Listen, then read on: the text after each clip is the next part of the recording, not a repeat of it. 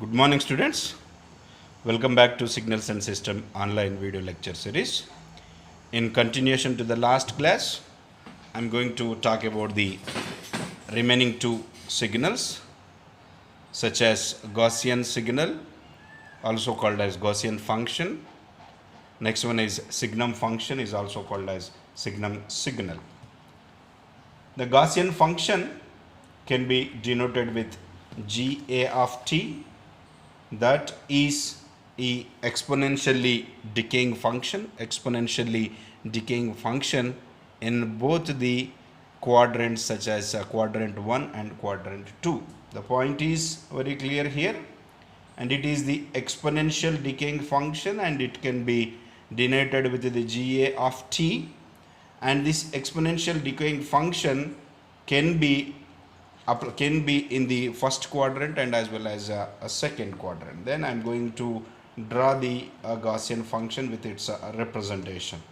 Then Gaussian function, we know that it can be denoted with GA of t, and G Gaussian function A of t, and it is a continuous time signal, is equals to, mathematically it can be represented as, it is an exponential function, just now I explained, e to the power of minus a t square, where t is an independent variable that is from the minus infinity to plus infinite, so that we can write for a Gaussian function is defined between the minus infinity to plus infinite, minus infinity to plus infinite.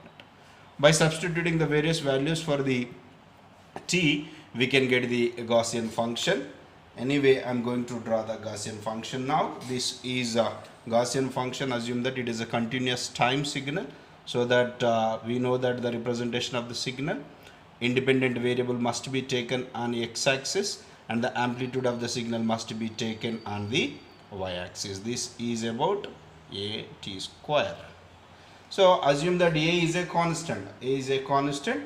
By taking the constant value of a, we can have the Gaussian function. Let us assume here a is equals to 1. Then I am going with the one particular assumption, that is a is equals to 1.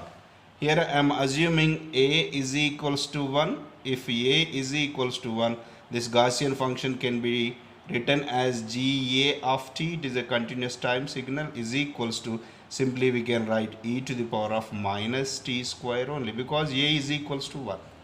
So by substituting the various values, for the t, we can have the Gaussian function on the first quadrant and the second quadrant. As I said, it is a exponentially decaying function. Here e represents the exponential function, so that substitute the various values for the t. At t is equals to 0, e power of 0, that e power of 0 is equals to 1. Anything power will be 0, that is 1.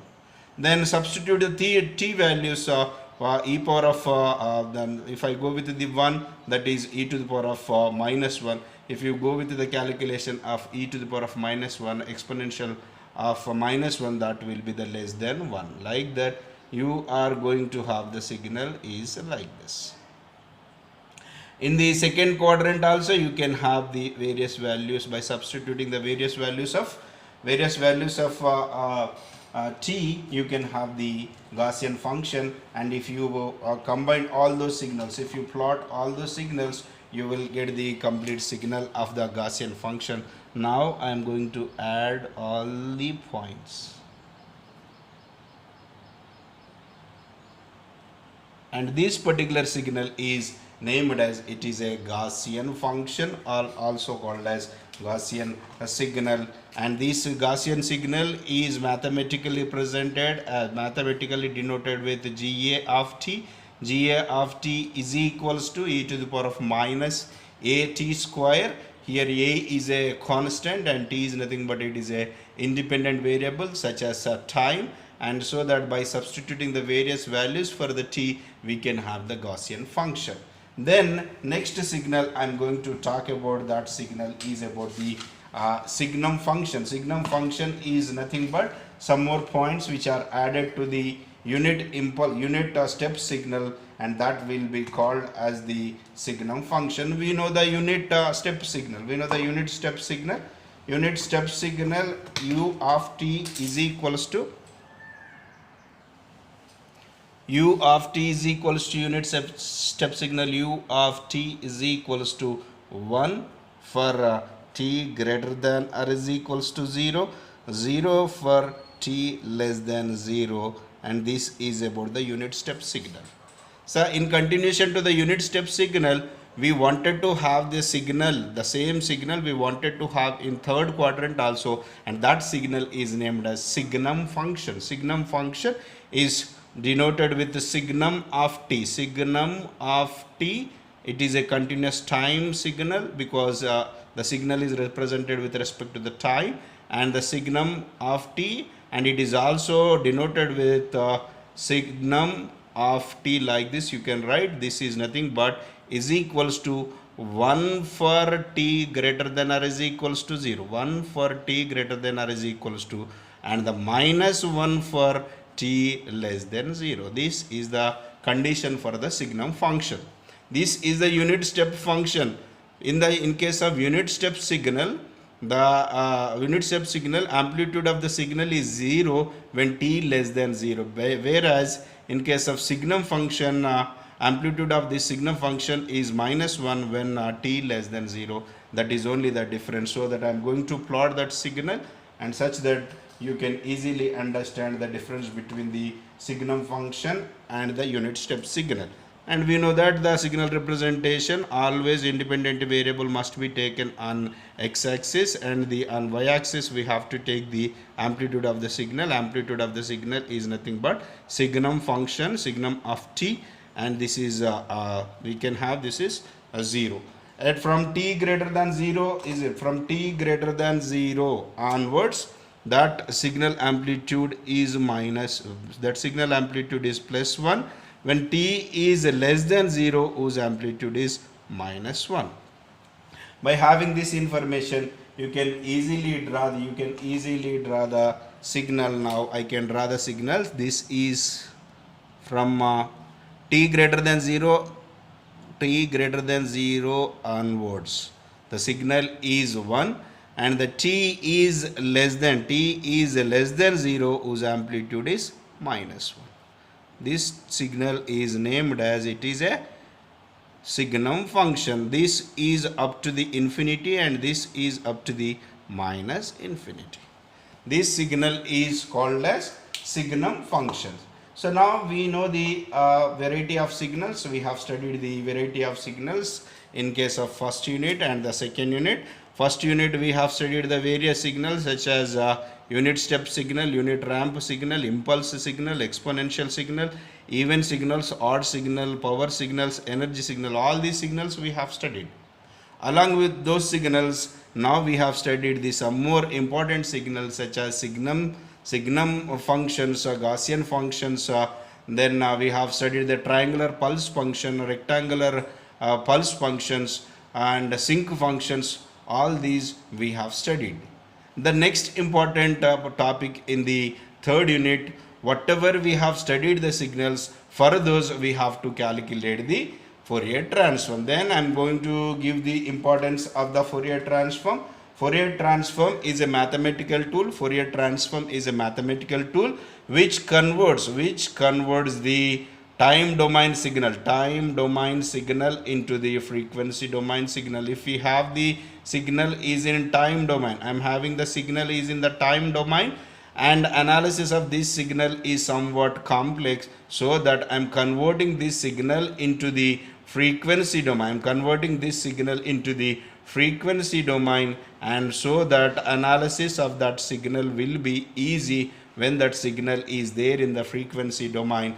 And conversion of time domain signal into the frequency domain signal can be possible by making use of the mathematical tool that is called, it is a Fourier transform.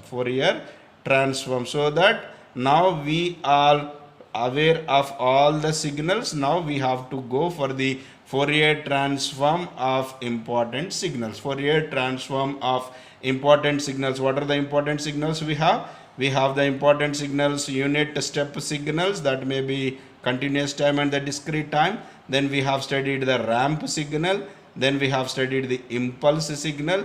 in the last two classes we have studied some more important signals such as sinc function, signum function, just now we have discussed. Next one we have discussed Gaussian function and the triangular pulse function and the rectangular pulse functions. And for all these signals we have to find out the Fourier transform.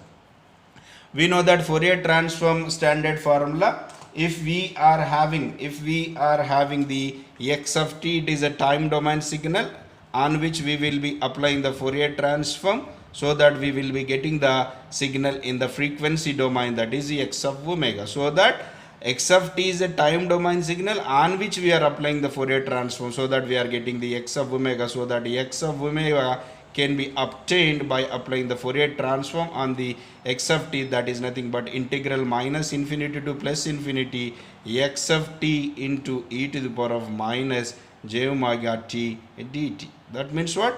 To obtain the Fourier transform of x of t, first of all we must know what is x of t. After that we have to do the integration like this manner, so that you will get the Fourier transform of that particular signal. So unit step signal, we know unit step signal, that is u of t is equals to 1. U of t is equals to 1 for t greater than 0 and 0 for t less than 0. Like this we have definition for the mathematical definition for the ramp signal, impulse signal, sinc signal, signum function, Gaussian function, and the rectangular pulse function and the triangular pulse function. All these mathematical representation of signals we have studied. By knowing that one, we have to substitute in this formula, so that we can easily get the Fourier transform of a given signal. And this is very important topic in the examination point of view. One 10 marks question can be asked from this. Obtain the Fourier transform of any three standard signals. Obtain the Fourier transform of any three standard signals, such that the questions may be asked. So that questions, in order to solve those questions, you must know all these signals and their mathematical representation, and after that you have to substitute those mathematical equation in this equation, such that you can get the Fourier transform of that particular important signals. Anyway, I am going to discuss one of the example problem, such that everyone will understand what exactly the Fourier transform is. Yes, now I am going to discuss the Fourier transform of the signal, that is e to the power of minus at into u of t. Then e to the power of minus at is nothing but it is an exponential signal, and it is exponentially decaying signal in the first quadrant only. It is very similar to the Gaussian function only, but here the direct x of t has given, directly x of t has given, so that we can directly substitute that x of t into the standard form of the formula of the Fourier transform, so that I am going to explain that one. See, so what is the standard formula for Fourier transform? That is x of omega is equals to integral minus infinity to plus infinity x of t, it is a time domain signal, into e to the power of minus j omega t dt. This is the standard formula to achieve the Fourier transform of any given signal. Here x of t is what? X of t is nothing but x of t is equals to, we have, that is e to the power of minus at into u of t. Here u of t is nothing but it is a unit step signal. We know that the unit step signal we know that the unit step signal is existing the amplitude, that is 1 for t greater than or is equals to 0, and the 0 for the t less than 0, so that I am defining that one. And u of t, we have the u of t is a unit impulse signal. U of t is a unit impulse signal whose amplitude is 1 for t greater than or is equals to 0, and the 0 for t less than 0. T less than 0, so that here u of t is having the amplitude is 1 for t greater than 0, so that we can change these limits for 0 to infinity only. If we apply the minus infinity to 0, whose amplitude is 0, so that here x of t will be 0, so that 0 into anything 0, so that no need to calculate that integration part. So that what I am changing the equation now, I am changing the equation, that is, it is the standard equation actually. X of omega is equals to integral minus infinity to plus infinity x of t into e to the power of minus j omega t dt. But here this u of t is 1. U of t is 1 for 0 to infinity only. 0 to infinity. U of t is equals to 1 for 0 to infinity. For 0 to minus infinity. For 0 to minus infinity, it will be 0. So that it will be 0. So that no need to calculate. So that I am simply converting this equation into the desired limits, that is 0 to infinity only, the signal amplitude is 1, and so that no need to go for this one. 0 to infinity, x of t is what? E to the power of minus at, and here u of t 0 to infinity. 0 to infinity, u of t is 1, so that I can substitute u of t into e to the power of minus j omega t dt I can write. So now this equation I can write integral 0 to infinity, then e to the power of minus at into e to the power of minus j omega t, so that both bases are same, so that we can add the power, so that minus also you can take common, minus of a plus t is also common here, t is also common, so that you can write a plus j omega t into dt. So it seems to some blur, so that I am writing the same equation with another pen.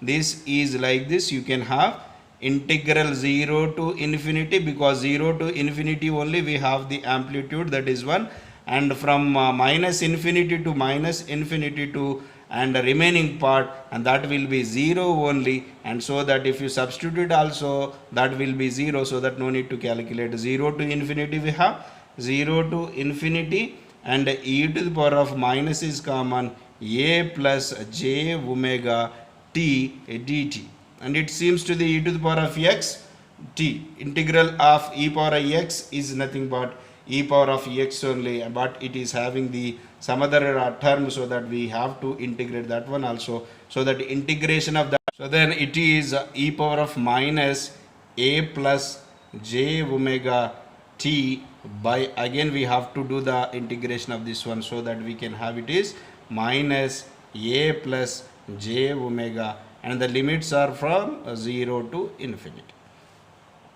So now substitute the infinity, and after that you can go with the 0, so that it is what? E power of in place of t we can substitute the infinity, e power of minus infinity.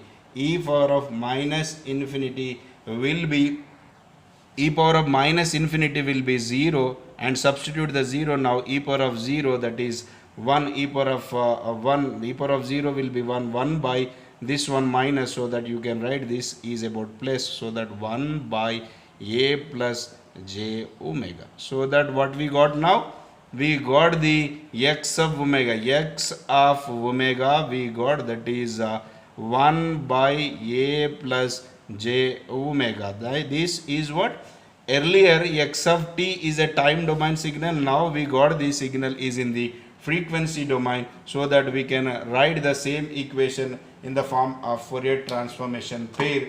That is about, I can write that one is, if we have x of t on which we applied the Fourier transform, we can have the frequency domain signal, that is x of omega. In place of x of t, what we have? We had e power of minus at into u of t, then on which we applied the Fourier transform. Then what we got? In place of x of omega, we got 1 by a plus j omega. 1 by a plus j omega. It is a time domain signal, and it is the frequency domain. and similar to that one, this one is a time domain signal, it is a frequency domain signal. In the Fourier transform, we have to calculate the magnitude and the phase angle. After that, we have to plot the magnitude spectrum and as well as the phase spectrum. Then I am calculating the magnitude formula. We know magnitude formula, that is magnitude is denoted with modulus of x of omega. Modulus of x of omega is equals to under root of x r square, that is what, real part of x of omega plus imaginary part square of x of omega. Here the real part and imaginary parts we have to calculate. First we have to convert that is into the real and imaginary, then only you can get the real and imaginary parts. We have what, x of omega we have, that is 1 by a plus j omega. What I am doing now, I am multiplying, this is 1 by a plus j omega into a minus j omega by a minus j omega. I can multiply this one, so that it will be a by a minus j omega by, this is a plus b into a minus b whole square, so that I can write this is a square minus b square. A square minus b square nothing but j square minus omega square. J square is nothing but minus 1, minus into minus plus, so that you can get this is omega square. So that I can distribute this one, a by a square plus omega square minus j into omega by a square plus omega square. Now this is what it is, this is real part of the x of omega and this is the imaginary part of x of omega. Now once by knowing the xr and xi, you can easily substitute here, so that you can calculate the magnitude, that is x of omega is equals to under root of xr of omega square. Xr is this one, so that you can have this is a by a square plus omega square whole square by plus, and here omega by a square plus omega square whole square. If you simplify this one, you will get the answer is about x modulus of x of omega is equals to under root of 1 by a square plus omega square. Now this is what? Now this is the magnitude. Now you have to calculate the phase angle of x of omega. It is nothing but tan inverse of real imaginary part of x of omega by the real part of x of omega. Then the imaginary part is what? Imaginary part is this one and the real part is this one. By substituting that one, you will get the angle of x of omega, that is phase angle of x of omega, that is tan inverse of omega by a. So now we have to plot the two things. One is the amplitude spectrum, that is the plot between amplitude spectrum and the phase spectrum. Amplitude spectrum, it is a plot between the magnitude of x of omega versus omega, and here the phase spectrum is nothing but phase angle. It is a plot between phase angle versus omega. By substituting the various values of omega, you can have the relation between these two. And next I am going to plot that signal. That is what, after obtaining the Fourier transform, we have to plot the amplitude spectrum and the phase spectrum. First I am going with the amplitude spectrum. It is a relation between the phase angle, that is x of omega, modulus of x of omega, we have under root of 1 by a square plus omega square. Now we have to have the plot. That plot is what? Here this is what? Modulus x of omega, and it is omega. Substitute the omega value here. Omega values, take the 0 and substitute here 0. So that under root of 1 by a square, that is nothing but a only. 1 by a square is nothing. 1 by a square is nothing but 1 by a only. 1 by a you will get somewhere here. Assume that a, if a is constant.